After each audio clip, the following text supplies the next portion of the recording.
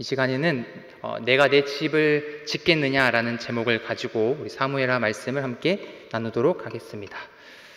우리나라 대표적인 전래 동화 중에 은혜 갚은 까치라고 있습니다. 동화의 내용은 이렇습니다. 한 선비가 과거 시험을 보러 가는 중에 배고픈 구렁이에게 그 까치 둥지를 이제 공격하고 있는 그 모습을 이제 발견을 하게 됩니다. 이 선비는 그냥 지나가지 않고 그 구렁이를 잡고 까치들을 구하는 데에 성공을 해요. 그런데 이제 시간이 조금 지나서 반대로 선비가 이제 구렁이로부터 공격을 받기 시작을 한 겁니다. 일종의 구렁이의 복수라고 할 수 있는데, 종이 울리지 않으면 이 선비는 잡아먹히게 되는 위기의 순간에 있었어요. 그런데 이전에 자신이 구해줬던 그 어미까치가 자신의 머리를 통해서 종을 울려서 그 선비를 구했다는 이야기입니다. 저는 이 동화의 교훈을 이제 생각해 보기 이전에 T의 입장으로서 당연히 구렁이가 까치를 잡아먹는 게 자연스러운 섭리가 아닌가라는 잠깐 생각을 했지만, 이 동화의 교훈은 따로 있었죠. 말 못하는 이 짐승이더라도 은혜를 받으면 반드시 갚는다. 이것이 이 동화의 이 이야기의 교훈 아니겠습니까? 이렇게 누군가로부터 은혜를 입으면 받은 은혜를 돌려주고자 하는 그 마음이 인지상정이죠. 오늘 우리가 읽은 본문에서 다윗도 굉장히 많은 은혜를 받은 인물이었습니다. 오늘 본문은 이렇게 시작을 합니다. 7장 1절, 여호와께서 주의 모든 원수를 무찌르사 왕으로 궁에 평안히 살게 하신 때에. 다윗은 양을 치는 목자였습니다. 그런데 일찍이 하나님의 부르심으로 기름 부음을 받았습니다. 그는 어려서 골리앗을 무찌르고 단번에 인지도가 올라가기 시작했습니다. 그런데 시간이 지날수록 사울의 눈의 가시가 되었고, 다윗은 여러 번 죽을 고비를 넘기게 됩니다. 심지어 이방 나라에 자신의 목숨을 부지하면서 그렇게 숱한 고비를 넘겼습니다. 많은 고비와 고난을 통해서 다윗은 7년 6개월 동안 유다 지파를 다스렸고, 나중에는 온 이스라엘의 왕이 되었습니다. 다행히도 다윗은 왕이 되었을 때의 사울처럼 변질하지 않았고, 하나님께 뜻을 물으며 나라를 통치해 왔습니다. 자신이 왕이라는 그 인식을 갖고 나라를 통치한 것이 아니라 여전히 하나님의 은혜를 받은 자로서 통치하는 모습을 보여줬어요. 언약궤를 예루살렘으로 가져올 때도 그렇고, 하나님을 향해 춤추며 그렇게 뛰놀던 다윗 왕은 그의 중심에 늘 하나님이 있었던 것을 우리가 볼 수 있습니다. 그렇게 다윗이 이스라엘 안팎으로 굳건하게 왕권을 세워나가는 모든 과정이 누구의 도움으로부터 시작했다고 합니까? 바로 여호와 하나님께서 다윗을 돌봐주고 계셨기 때문이라고 성경은 말씀합니다. 하나님께서 다윗과 그 나라의 평안을 허락해 주셨습니다. 그 덕분에 다윗은 지난 혹독한 세월들을 잊어버리고 오직 하나님의 은혜 안에서 호화로운 삶을 살고 있었습니다. 다윗의 정권이, 다윗의 왕정이 안정기에 들어서게 된 것이죠. 하루하루 전쟁과 같았던 인생이었고 쫓겨다니는 도망자 신세였지만 다윗에게 드디어 삶의 여유가 찾아왔습니다. 그런데 언제나 이 평안한 시간과 넉넉한 여유가 생기면 늘 마음 한켠에 삐딱한 마음이 생기는 거 여러분 아십니까? 잠시 느끼고 있는 자유와 평안함이 전부인 줄 알았는데 그 맛에 취해 있다 보면은 엉뚱한 대로 우리가 빠지는 일들이 가끔씩 있습니다. 그래서 하나님은 우리를 가만히 내버려 두시지 않는 것 같아요. 우리에게 늘 긴장감을 주시는 이유가 우리가 긴장해야 그 하나님의 궤도 안에서 벗어나지 않기 때문에 그렇습니다. 시간과 돈이 남고 여유가 있으면 인간은 옳은 생각을 하기보다 딴짓을 하고 쓸데없는 생각을 하게 된다는 거죠. 오늘 다윗은 무엇을 했습니까? 이 평안한 시간에 다윗은 무슨 생각을 했는지 우리 한번 살펴보겠습니다. 2절과 3절입니다. 왕이 선지자 나단에게 이르되 볼지어다 나는 백향목 궁에 살거늘 하나님의 궤는 휘장 가운데 있도다. 나단이 왕께 아뢰되 여호와께서 왕과 함께 계시니 마음에 있는 모든 것을 행하소서 하니라. 여기서 다윗의 위대함을 한 번 더 발견할 수 있습니다. 하나님의 사람 다윗은요, 선지자 나단과 동역을 했습니다. 다윗 자신도 하나님의 음성을 들을 줄 아는 사람이었어요. 그럼에도 불구하고 선지자 나단을 자신의 동역자로 여기고 중요한 일들을 나단과 함께 나누면서 분별하고 그 상황에 대해서 고민하고 같이 기도했다는 거죠. 자신이 왕의 신분에 있음에도 하나님의 언약궤를 직접 가져오려는 결단력과 누구의 눈치를 보지 않고 전심으로 춤을 추었던 다윗이 동역자를 의지했다는 것은 우리에게 큰 교훈을 줍니다. 우리 가운데도 이런 종류의 동역과 동역자가 필요한 줄을 믿습니다. 우리 공동체 안에도 기도 제목을 나누고 함께 말씀 안에서 은혜 나누며 신앙생활을 분별할 수 있는 동역이 우리 가운데 넘쳐나기를 간절히 소망합니다. 다시 본문으로 돌아와서 다윗이 지금 언약궤가 마음에 걸렸던 것 같습니다. 주변 나라를 다 평정하고 언약궤를 무사히 잘 가져왔어요. 그렇게 자기가 살 집과 주변을 정리하고 보니까 언약궤가 있는 장막이 눈에 보였던 겁니다. 나는 백향목궁에서 살고 있는데 하나님의 궤는 휘장, 저 이동식 텐트에 머물고 있다는 것이 옳지 않다고 생각했던 거죠. 마치 이런 것과 같은 것 같습니다. 우리 집은 귀뚜라미 보일러를 사용하는데 요즘도 귀뚜라미입니까? 두꺼비인가요? 네, 그 귀뚜라미 보일러 요즘 시대가 좋아져가지고 원격으로 이 냉난방을 조절하고 또 그 쾌적한 환경을 유지할 수 있는 시스템이 많이 갖춰지지 않았습니까? 사실 뭐 저희 집은 중앙난방이라 잘 모르지만 어쨌든 근데 우리 부모님은 아직도 연탄을 구매하고 그렇게 살아가시는 그런 불편함, 다윗이 그런 거를 느꼈다는 거예요. 고대 근동의 문화를 봐도 다윗의 행동은 자연스러운 것으로 여겨집니다. 이 당시 많은 왕들은 자기의 정권을 정당화하고자 할 때 흔히 자신이 섬기고 있는 그 신의 성전을 지었다고 해요. 그 당시에는 종교를 중심으로 이루어진 사회였기 때문에 성전 건축은 온 백성을 이제 통솔하고 통치하는데 상당히 긍정적인 영향을 주었습니다.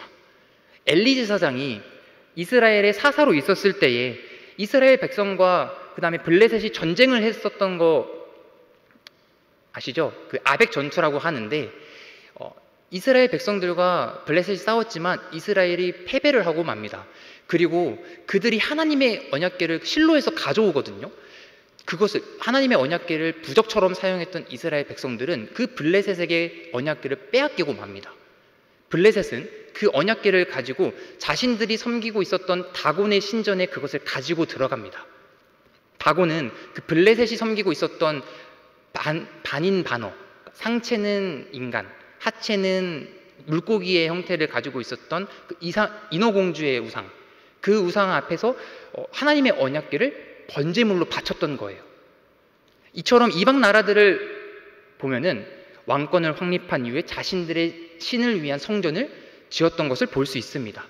근데 이제 왕으로 등극하고 온 이스라엘을 통치하고 있는 다윗의 의도가 하나님을 위해서 얼마나 자연스러운 생각이었는지 조금은 이해가 될 것 같아요.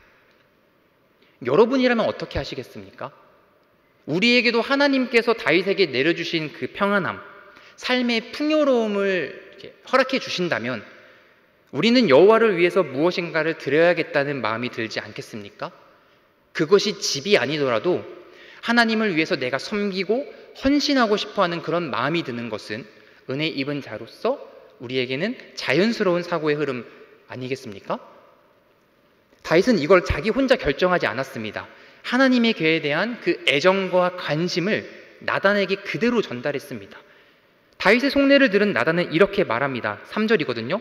여호와께서 왕과 함께 계시니 마음에 있는 모든 것을 행하소서. 나단은 다윗의 말에 흡족했습니다. 온갖 긍정과 이 축복의 말로 그 일을 허락했습니다. 성전 건축을 허락한 그 근거가 무엇입니까?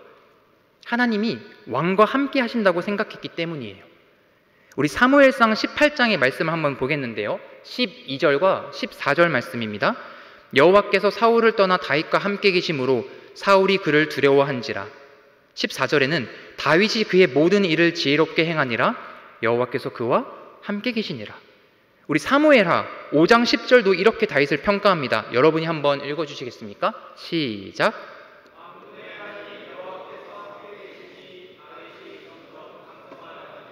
아멘.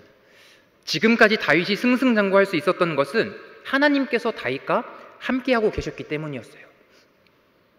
그래서 나단은 이번 일에도 하나님께서 다윗과 함께 하실 것이라고 보았기 때문에 전혀 문제의식을 갖지 못하고 있었던 거죠. 그러나 이번에는 하나님이 다윗과 함께 하지 않으셨습니다.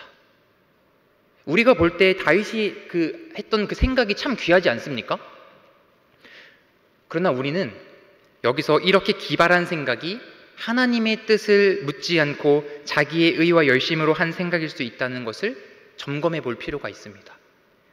소위 신앙이 좋다는 사람들이 그 오류와 함정이 여기에 있거든요. 신앙이 좋은 사람들은 누구나 생각할 수 없는 그 기발한 아이디어를 내놓습니다. 그러나 그것이 하나님의 마음에 합당한 것과는 다르다는 거죠. 우리는 신앙생활을 하면서 갑자기 은혜에 북받치고 감동을 받고 자기 의에 못 이겨서 하나님의 뜻을 외면하고 자기의 의와 열심으로 주장해 나갈 때가 있습니다.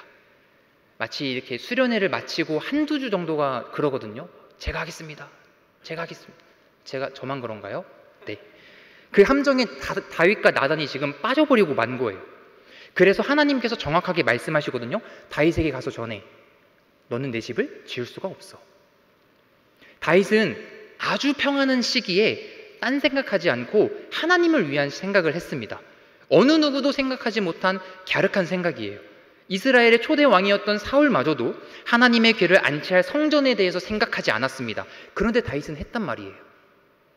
그러나 하나님은 다윗의 그 기특한 생각을 단번에 거절하셨습니다. 하나님께서 뭐라고 말씀하시는지 들어보겠습니다. 4절 5절입니다. 그 밤에 여호와의 말씀이 나단에게 임하여 이르시되, 하나님께서 다윗의 계획을 중단시키기 위해서 급박하게 움직이고 계시는 거 보이시죠? 그 밤에 즉시 개입을 하셨습니다. 가서 내 종 다윗에게 말하기를, 여호와께서 이와 같이 말씀하시되 네가 나를 위하여 내가 살 집을 건축하겠느냐. 하나님이 다윗을 뭐라고 부르시죠? 내 종 다윗. 이 말은 아브라함과 모세와 같이 여호와께 순종하는 그 신실한 족장, 선지자, 그리고 심지어 메시아에게 가르쳐 불렀을 때 사용했던 말이었습니다. 그러니까 아무한테나 이 호칭을 불렀던 게 아니란 말이에요. 그만큼 하나님이 다윗을 얼마나 귀하게 여기셨는지를 우리는 확인할 수 있습니다. 근데 왜 지금 그것을 나단에게 말씀하고 계시는 걸까요? 하나님께서 나단에게 다윗을 내 종이라고 부르신 이유가 무엇일까요? 이것은 나단이 다윗에게 허락한 내용과 연관지어서 살펴봐야 됩니다. 나단이 다윗에게 허락한 것이 무엇이었죠? 당신의 마음에 있는 모든 것을 행하소서. 그러나 하나님의 종은 자기 마음에 있는 바를 행하는 사람이 아니었습니다. 하나님의 종은 주인의 뜻을 따라 행하는 사람이어야 했습니다. 하나님은 지금 그것을 가르쳐주고 계신 거였어요. 다윗과 나단은 어떤 과정에서도 하나님의 뜻을 묻지 않았습니다. 이미 자신들은 하나님이 함께 하시는 위치에 있다고 생각했거든요. 나는 하나님의 뜻을 전하는 선지자니까. 나는 지금까지 하나님께서 나와 함께 하셨으니까 이번에도 문제 없겠지. 이번에도 좋아하시겠지. 그렇게 자신의 의와 열심이 그들 마음에 자리 잡고 있었던 거예요. 하지만 하나님은 말씀하시죠. 아니, 너는 내 집을 지을 수가 없어. 언제 내가 너희에게 집을 지어달라고 부탁한 적 있어? 내가 애굽에서 나왔을 때 너희에게 집 없다고 불평한 적 있니? 그렇게 말씀하신 적이 없었다는 거죠. 여기 주의 신실한 일꾼 되시는 우리 허그의 청년 여러분, 신앙생활에 있어서 우리의 신분을 아는 것은 굉장히 중요합니다. 우리는 그저 주일에 교회에 와서 예배드리고 교제하고 나눔하고 그렇게 돌아가는 사람들이 아니에요. 우리는 하나님의 성도입니다. 거룩한 백성입니다. 그러면 그 말 안에는 우리를 그리스도의 종이라는 그 표현도 포함되어 있는 거예요. 왜냐하면 그리스도께서 자신의 피값으로 우리를 사심과 동시에 우리를 그의 소유가 되게 하셨기 때문입니다. 그래서 우리의 주인이 되시는 하나님은 그분이 싫어하는 것, 죄와 관련된 일이라면 질색을 하시고 우리를 막아선다는 거죠. 마치 다윗이 성전을 짓겠다고 하는 것처럼요. 따라서 우리는 그리스도를 나의 주인으로 인정하고 순종하도록 부름을 받은 자들입니다. 바라옵기는 우리가 내 욕심과 의와 열심으로 사는 인생이 아니라 하나님의 말씀이 우리 삶의 기준이 되어서 그분의 뜻을 따라 사는 주님의 신실한 일꾼이 되시길 간절히 소망합니다. 그렇다면 왜 하나님께서는 성전 건축에 대해 이렇게 회의적인 반응을 보이셨던 걸까요?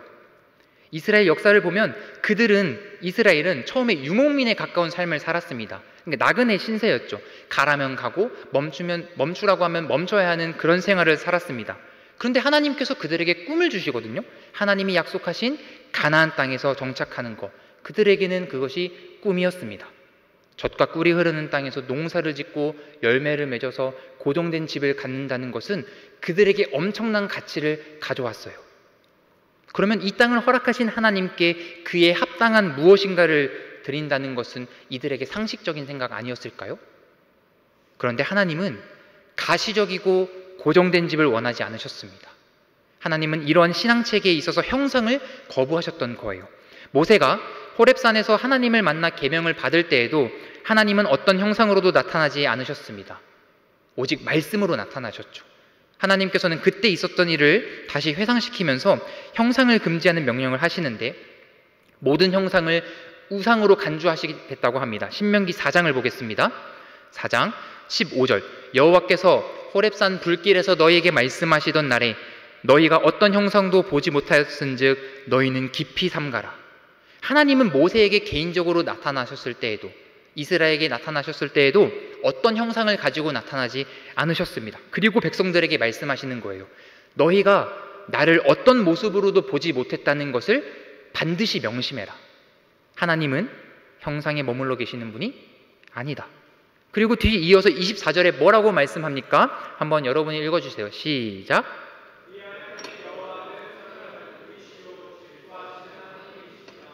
아멘. 만약 너희가 나를 어떤 형상으로든지 만들면 나는 질투하는 하나님이 될 것이고 그것을 소멸하는 하나님이 될 것이라고 지금 말씀하고 계시는 거예요. 우리 신앙생활에 있어서 우리가 무엇인가를 할 때 하나님을 위해서 하고 하나님을 위해서 뭔가 만드는 일들이 얼마나 많이 있습니까? 그런데 그 정성이 얼마나 기특한 생각이에요. 그러나 그것이 아무리 좋은 것이라 할지라도 하나님은 자신의 뜻이 반영되지 않은 생각을 거부하십니다. 거부하실 뿐만 아니라 이것을 질투하시고 소멸시키겠다고 하죠. 왜냐하면 하나님을 위해 만든 형상이지만 시간이 지나면 우리는 그 형상으로 말미암아 하나님을 제거시키기 때문에 그런 거예요. 대표적으로 알고 있는 우리 우상 사건이 있지 않습니까? 출애굽기 32장의 그 사건, 금송아지 사건. 여러분, 이 사건은 하나님을 떠난 사건이 아니에요. 하나님을 형상화한 사건입니다. 이 사건은 하나님을 배교한 사건이 아닙니다. 그들은 하나님을 섬겼어요. 하나님을 의식했습니다. 그런데 그 하나님을 의식하기 위해서 금송아지에 하나님을 형상화시킨 거예요. 그들은 송아지를 만들어 놓고 뭐라고 이야기합니까? 이스라엘아, 이는 너희를 애굽 땅에서 인도하여 낸 너희의 신이로다. 그들은 하나님이 자신들을 애굽에서 인도하여 낸 여호와 하나님이라는 사실을 다 알았습니다. 그런데 송아지에다가 하나님을 집어넣어 버린 거예요. 그래서 하나님은 크게 진노하셨고 이 사건으로 인해서 얼마나 많은 이스라엘 백성들이 고통을 겪었습니까? 이렇게 인간은 자꾸만 하나님을 위해서라는 명목으로 무엇인가를 형상화하려고 해요. 결국 성전을 지은 사람이 누구죠? 다윗의 아들 솔로몬이 짓거든요. 솔로몬이 그 자신의 아버지 유언으로 남긴 것들, 설계도나 여러 가지 성전 건축을 위한 많은 자원들을 가지고 성전을 지으려고 했습니다. 그때 솔로몬이 이렇게 얘기합니다. 열왕기상 5장 5절 내가 내 하나님 여호와의 이름을 위하여 성전을 건축하려 하오니. 이 말씀 자체만 보면은 너무 좋은 말씀이에요. 성전을 짓겠다고 하는 이유가 분명하지 않습니까? 그런데 우리 인간이 일단 이 형상을 만들게 되면은 그 가운데 내 하나님 여호와의 이름을 위하여가 빠져버린다는 거예요. 그럼 뭐만 남냐면요, 내가 성전을 건축했다, 이것만 남습니다.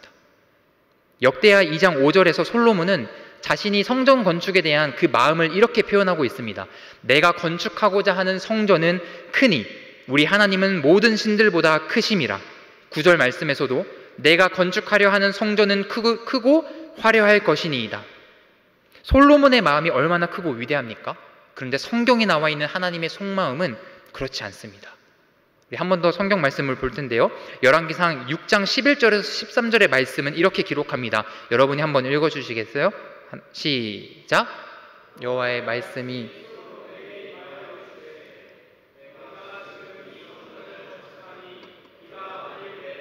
따르며 내 율례를 행하며 내 모든 계명을 지켜 그대로 행하면 내가 내 아버지 다윗에게 한 말을 내게 확실히 이룰 것이요 내가 또한 이스라엘 자손 가운데 거하며 내 백성 이스라엘과 하셨더라.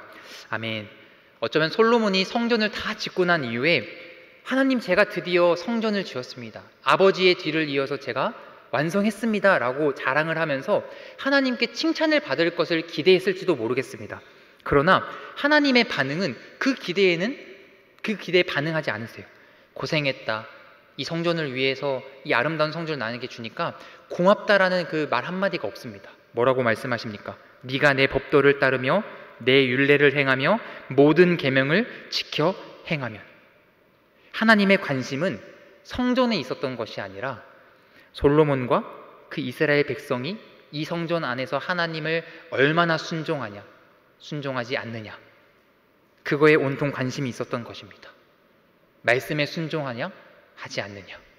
하나님께서는 성전의 외모에 대한 어떤 평가나 칭찬도 하지 않으셨습니다. 단지 말씀에 순종할 것을 당부하셨어요.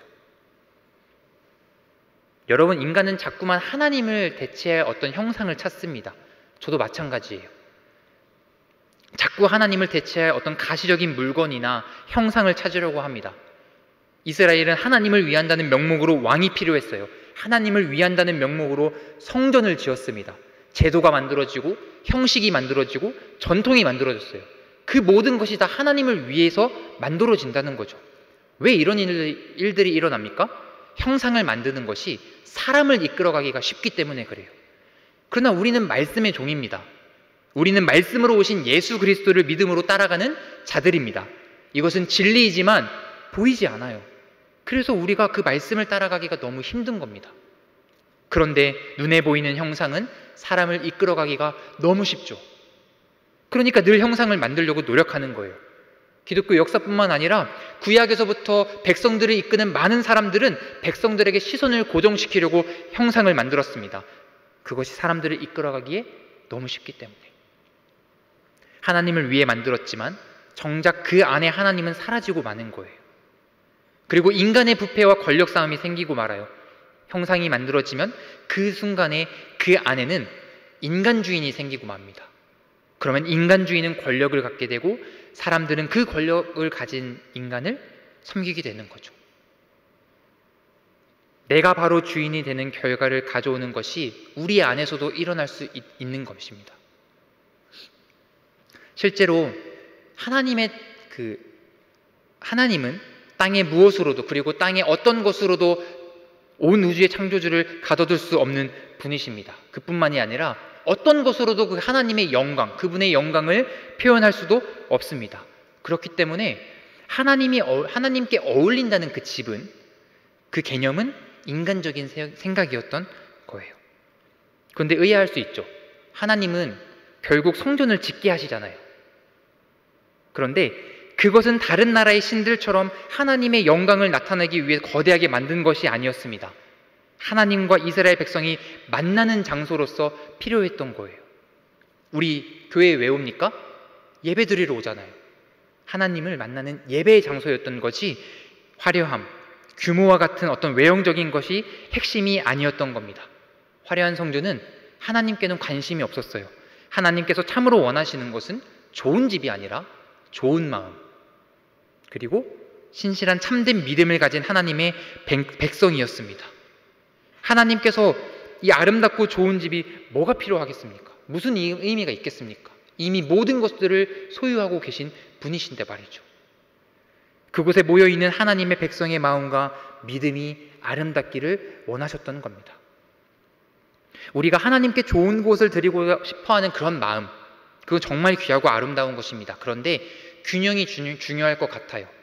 하나님께서는 그 마음을 아시지만 분명 우리의 소원을 거절하실 수 있습니다. 또한 그 속에서 하나님이 받으시고 하나님의 방법대로 드릴 수 있도록 이끌어 가시기도 합니다. 여러분, 포로기 시대에 이스라엘 백성이 다시 귀국하는 그 장면들이 있습니다. 그때 돌아온 백성들이 한 일이 무엇인 줄 아세요? 자신의 집과 생업에만 몰두했습니다. 그때 하나님께서 이스라엘을 책망하세요. 왜 성전을 짓지 않냐고. 왜 나의 집에는 무관심하고 너희들의 집에만 관심 갖고 신경 쓰고 있냐고. 우리 학개서 말씀을 한번 볼까요? 학개서 1장 3절에서 5절 말씀입니다. 여호와의 말씀이 선지자 학개에게 임하여 이르시되 이 성전이 황폐하였거늘 너희가 이때에 방벽한 집에 거주하는 것이 옳으냐. 그러므로 이제 만군의 여호와가 이같이 말하노니 너희는 너희의 행위를 살필지니라. 하나님께서 촉구하시는 것은 눈에 보이는 집 그 자체가 아니었습니다. 야, 빨리 내 집 만들어 다오. 애미야, 바닥이 차다. 귀뚜라미. 이런 의미가 아니었단 말이에요. 뭐를 빨리 회복하라고 말씀합니까?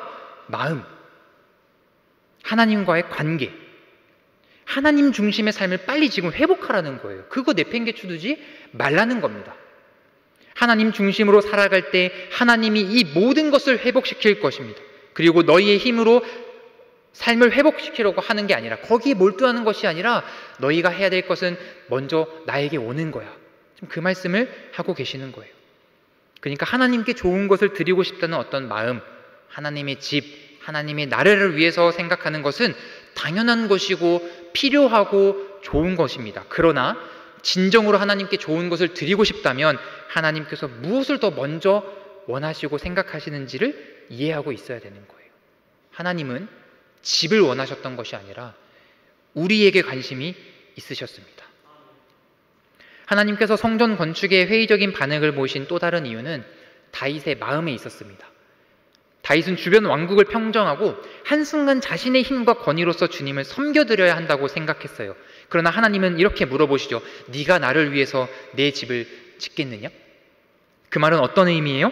다윗 마음속에 내가 지어드려야지, 내가 섬겨드려야지 하는 마음이 있었다는 거예요.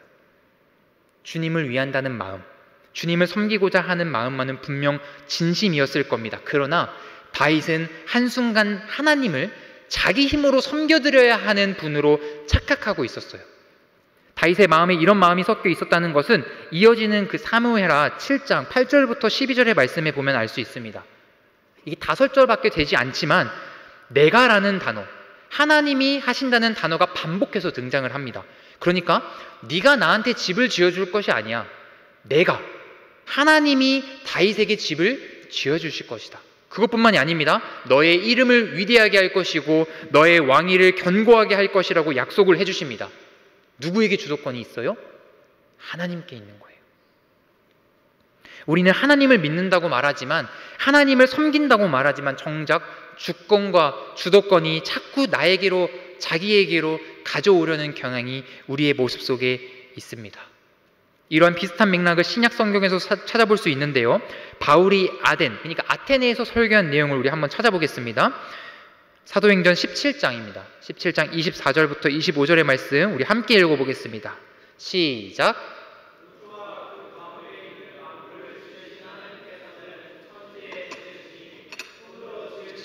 계시지 아니하시고 또 무엇이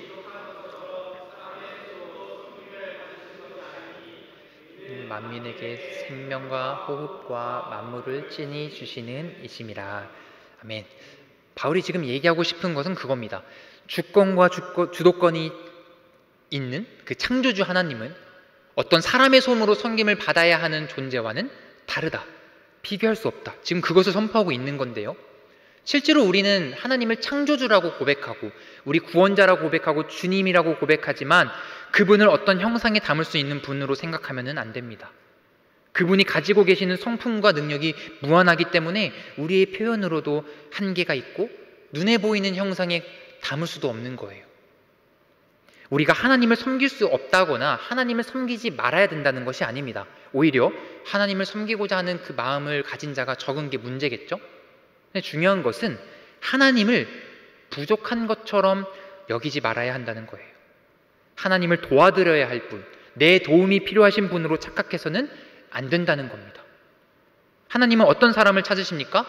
와, 진짜 내 할 일 진짜 많은데 내 일을 도와줄 사람 없나? 이렇게 찾는 것이 아니라 하나님은 이 영광스럽고 영원한 일에 기꺼이 내 믿음으로 순종할 수 있는 사람을 찾으시는 겁니다. 그렇게 주도권은 하나님께 있는 거예요. 하나님이 믿음을 가지고 참여할 사람을 부르시는 것이지 제가 해드릴게요 하면서 이런 사람을 찾지 않으신다는 겁니다. 하나님을 나보다 약한 분으로 생각하는 순간 우리의 신앙은 바른 길을 벗어나게 되어 있어요. 다윗이 잠깐 착각했던 거예요. 엄청난 힘이 생겼어요. 이스라엘을 다 다스릴 수 있는 통치권이 생겼습니다. 강대국이 되었어요. 거기에 왕이 되었지 않았습니까? 그러니까 하나님도 좀 도와드려야겠다는 그 생각이, 하나님을 위해 내가 좋은 일을 좀 해드려야지라는 착각이 다윗 속에 들어왔던 거예요. 말씀을 마무리하겠습니다. 기독교 신앙은 언제나 우리를 향하신 그 하나님의 일에서 출발을 해야 합니다. 이전까지 그 다윗의 인생을 살펴보면 알 수 있는데 다윗이 지금까지 자기가 먼저 한 것은 하나도 없었어요. 모든 것이 하나님의 은혜로 시작한 인생이었습니다. 하나님께서 먼저 하신다는 게 우리에게도 은혜인 거예요.